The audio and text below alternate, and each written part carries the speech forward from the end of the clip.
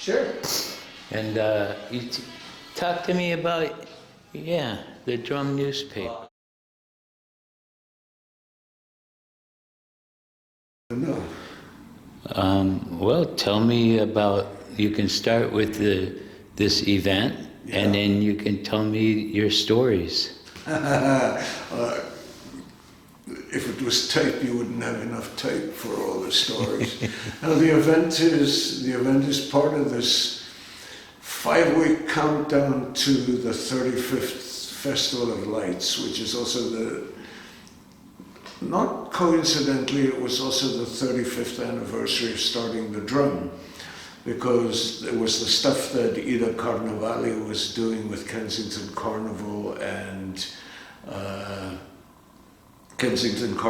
then Festival of Lights that really pushed our buttons in terms of saying, there's a community and it should have a newspaper. And the other thing that was going on at the same time was the Spadina LRT, and we would work our asses off to get people to come and attend a press conference from the Friends of Spadina, and you were lucky if they showed up, and even if they did, you couldn't control what they said.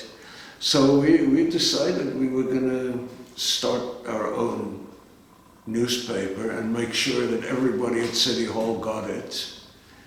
And that way they knew what people were saying about them. And then we started, and it just grew and grew and grew, and it lasted a lot of years. It lasted almost 12 years. From 1990 to 2002? Yeah. December 89 was the first one, and no, the last one was in 2000.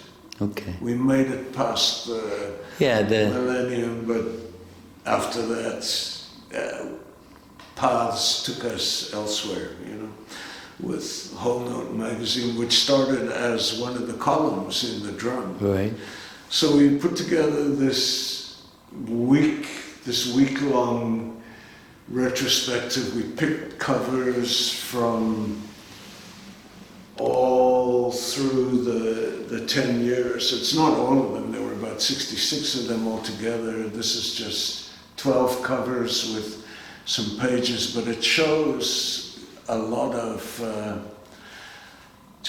the energy that people like yourself put into it, because there was a place for people to tell their stories, and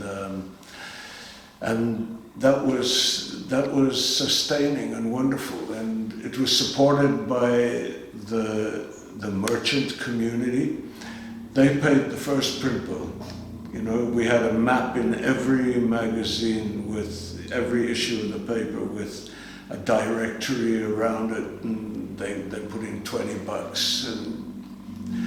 And at the same time, it was for the community to bring people here, but it was also just as strongly for the people in the community to get their voice out, and to talk to each other. We had some good fun. So then when we decided to do this event, at first the title was The Kensington Market Drum, and then we decided, no, this is about the drum years. It's about what was happening in the community during those years, and the drum was a part of it. But it isn't about the drum, it's about what the drum was about. Mm-hmm. And that just made a real nice difference to the way we started looking at it. So in this room, it's not just the drum, it's other publications that were coming out at the time, and just trying to capture a sense of what the community had and what was threatening it and what was sometimes making people in the community like this with each other, because those things don't necessarily go away, Mm-hmm. So sometimes you have to look back and see what's still there, like homelessness on the one hand, and like a place where the children can play on the other hand, because it's about all that stuff. And we're threatened just by, not by bulldozers this time round, but money is the bulldozer. The cost of staying here, if you don't own your house, is just becoming more of a threat for all of us all the time. So anyway, that's what it's about. Thank you, David.